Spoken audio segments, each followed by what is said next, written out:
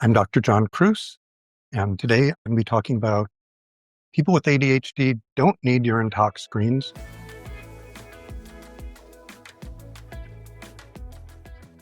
The take-home message is, on the surface, there's two really compelling reasons you might think it's a good idea to be tracking medication compliance or adherence in those with ADHD. So number one is that even though overall across all medications, particularly mental health, but particularly with ADHD, we have low rates of adherence, so low rates of patients filling prescriptions as written. Presumably that leads to worse outcomes than if people took it as written.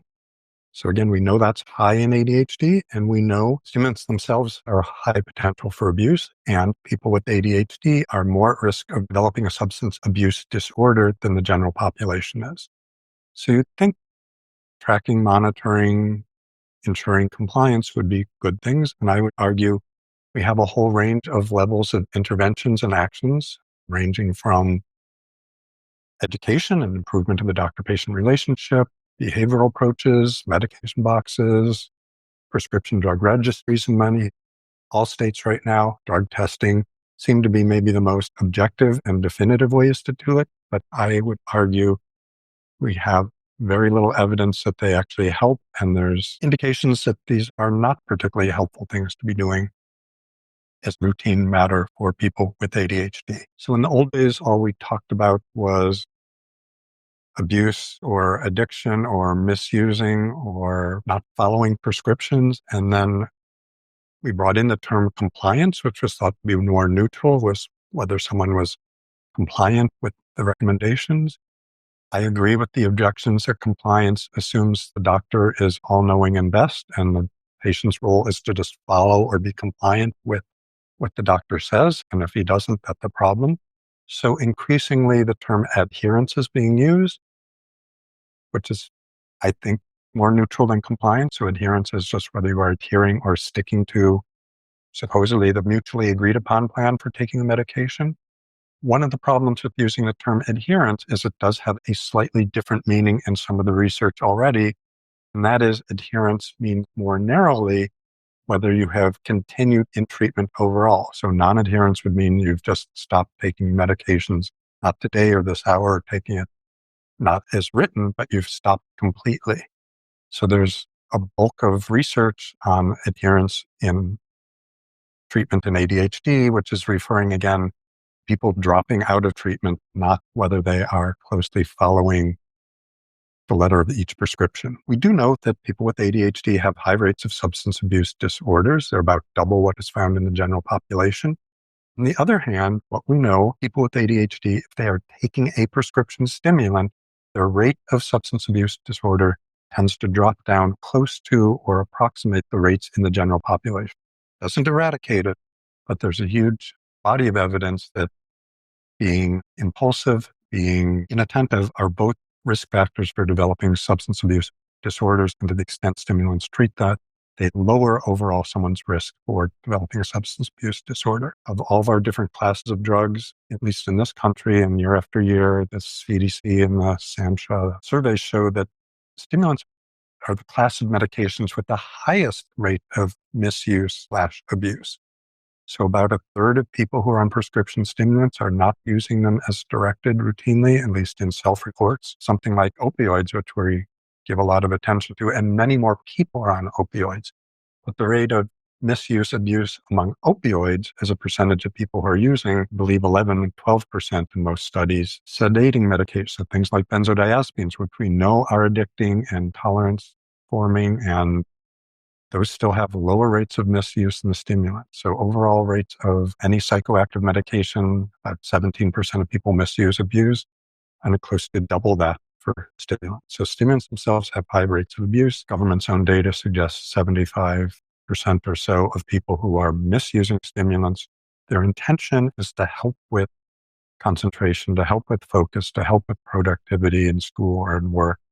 And it's only about 10 to 15% are doing it either to get high or curiosity reasons. Among people with ADHD who are in substance treatment programs or dealing with a substance use disorder, having them maintain or stay on their stimulant medication does not seem to worsen their outcome. And in fact, most of the studies have found either an improvement in outcomes or at least no detriment for people continuing on their stimulant medication when they are specifically in treatment, in a substance abuse treatment, inpatient or outpatient, for a variety of alcohol, opioid. Research has been done, and as in many areas of ADHD, more of this has been done in children than in adults with ADHD. But factors related to low rates of adherence, low rates of sticking to medication plans are: one, severity of your ADHD, family histories of ADHD, and family resources, both educational and financial.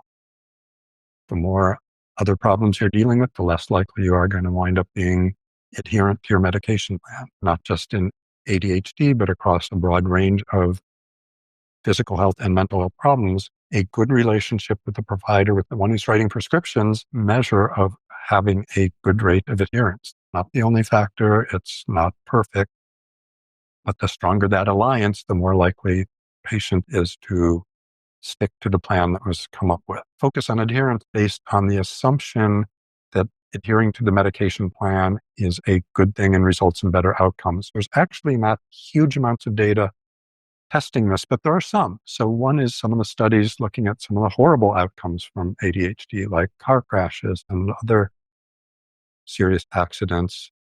Some of those used a somewhat adherence model in terms of who filled their prescription for stimulant that month, and that month was associated with substantially lower rates of horrible outcomes than not filling it that month. The assumption is if the doctor's well trained and came up with a thoughtful plan, then it probably does make sense to be sticking to it. The counter argument is that, the doctor may know something, but the patient knows more about themselves than anyone else do. So maybe low adherence isn't that big a problem. And maybe part of it is self-medicating, self-adjusting for what's going on. But given that among people with ADHD, how they rated their own compliance or adherence, the biggest factor that came up is forgetfulness domain. So it's not making conscious decision, I'm going to not take it today, it's forgetting to. Another major source of reasons for not taking it were financial, also questions about what's doing in terms of long-term and short-term health consequences. There's a variety of contributors to what goes into low adherence rates. Our biggest tool in terms of ensuring adherence and compliance is psychoeducation. So talking with patients about what the side effects, the problems, what are the risks of addiction, what are the dangers of sharing this with others. One of the most fascinating things to me is in 30 years of dealing with adults with ADHD, met people who've come from every clinic of high repute in the ADHD field. I won't mention any names. Met with people who are relatives of some of the authors of big books in this field. And to a person, when I discuss, for example, the risk of psychosis, amphetamine-induced psychosis for amphetamine-based products, to a person, they have said, nobody ever told me this before. Some of that may be people with ADHD forgetting or wanting to consciously suppress their being told about that. So my patients in their 20s, 30s, 40s see, pillbox, that's for grandma, that's for old senile people. Does that guarantee you're going to take your medications as directed? No, again, you may choose not to. You may forget to look at your pillbox, but at least it solves one problem of an hour later of not knowing, did I take it or didn't? You can go look in the pillbox. Yes, people with ADHD lose their pillboxes. People with ADHD and others forget to fill their pillbox. It's not perfect, but it's a powerful, useful tool. Second powerful, useful tool is pharmacy refill reminders. Now, you may be bombarded if you take antidepressants or other medications each month. That pharmacy wants you in there, filling your prescriptions so they get their money. In California, at least, and I haven't found out the precise wording of the law, and I don't know if this is universal across the states, whether it's a federal mandate, the pharmacy for controlled substances is not allowed to send you a refill reminder. Now, this was concocted specifically in response to the opioid epidemic. It is a horrible thing for people with ADHD, because not only are they going to forget to refill it, their pharmacy isn't going to be reminding them to fill it. And to my knowledge, I have not found any evidence, even for opioid disorders. It doesn't make a lot of sense to me. We really think the addict is rushing in to fill his opioid prescription because he's getting a reminder from Walmart or Walgreens or CVS that it's time to refill it. Doesn't make a lot of sense to me, but again, those are, at least the law in California, it's depriving patients of an important part of structural reminder that would help them fill medications. It isn't there. On the other hand, you don't have to rely on Walmart or CVS or Rite Aid. There are dozens and dozens of apps, and this is one of my weaknesses. So several sources had MediSafe at the top of their list. So it's a very simple app. You can program it to tell you, time to take your morning pill. If you're on a short-acting agent and taking pills multiple times a day, it can help remind you multiple times a day. Possible downsides of apps. One is it's easier for people with ADHD and others who are busy and bombarded by reminders to ignore a reminder. 2, you have to set it. 3, you have to have your phone or mobile device with you. 4, some of these programs, and again, I would try to check them out in advance, are collecting vast amounts of personal data, and whether they are sharing it or not with others may not, might be something you'd want to check out or know before you are willing to put that information in the app. Every state, Missouri was the last in 2023 to enact them, has a state registry every time a controlled substance is filled.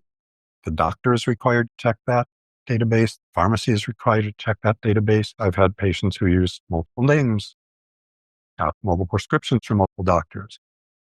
At least California, which is apparently one of the slowest to have their system communicate with other states. They only added Oregon about a month and a half ago. Areas that border another state can go across the border, and the doctor may not be able to check what the patient's doing in Nevada or Arizona or elsewhere. So the most common form of urine drug testing is immunoassays. These are cheap, they are easy, they're readily accessible. It's what the ER usually starts with if you come in a drug state, and they can check blood or urine or other fluids, saliva. And it's using antibodies that are designed or selected for having shown recognition of the shapes of certain drug molecules. And it can tell you pretty quickly, usually within minutes to less than an hour, whether there are traces of this drug in the person's body. They don't tell you how much, and there are prone to errors. And the substance with the highest rate of errors, in one study that looked at 10,000 emergency room drug tox screens, found that of the people testing positive for amphetamines, fully a third of those tests were false negatives. Now, this test was 10 years ago. There are different antibody tests. In a survey of family practice doctors who were treating people with ADD, 82% of them routinely did urine tox screens on their patients. 21% of college doctors and college health services, gas chromatography, and mass spectroscopy. Now that measures the actually amounts in the urine or other sample. Hair could be also examined, individual molecules. It can tell the difference between dextro and levoamphetamine, for example. So it can tell the difference if you are taking Vyvanse, which is just dextroamphetamine, versus Adderall, which is a combination of both. These are much slower tests. They are much more expensive, often in the hundreds of dollars. What's often claimed for them is that they can tell you the amount or whether someone's taking too much. That's just flat out wrong. There have been a number of studies, specifically with stimulants, where there is no clear correlation between the dosage the individual consumed and the level of the drug in their urine. There's a lot of factors ranging from absorption to blood-brain barrier, and most prominently, what kind of enzymes your liver is making to chew up these drugs that affect the level of a drug in your blood or eventually in your urine that are more important than the original dose you take. Don't let anyone tell you mass spectroscopy, we know that you were taking an overdose or an excessive amount.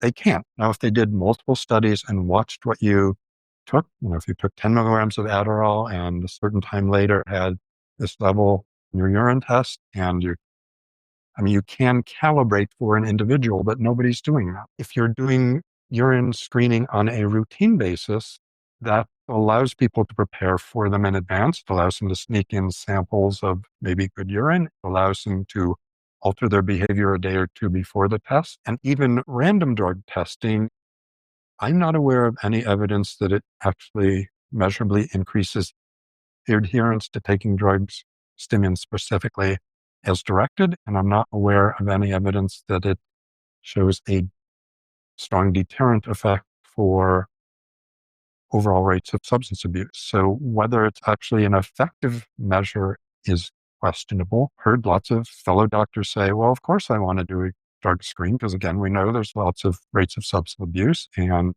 I don't know if this patient is abusing drugs or not. So I'd say, well, what are you going to do differently if you find they're abusing drugs? And to a person, they say, well, of course, I'm going to stop their stimulants. My rejoinder usually is, why in the heck would you do that? Because again, the available evidence, it's not extensive, but it's what we have right now, actually want your substance abuse patients with ADHD to continue on their stimulants. If you have direct evidence that they are abusing or addicted, having psychotic reactions from your stimulants, stop prescribing the stimulants. But you don't need a urine test to verify that. Almost universally, patients find it as highly stigmatizing.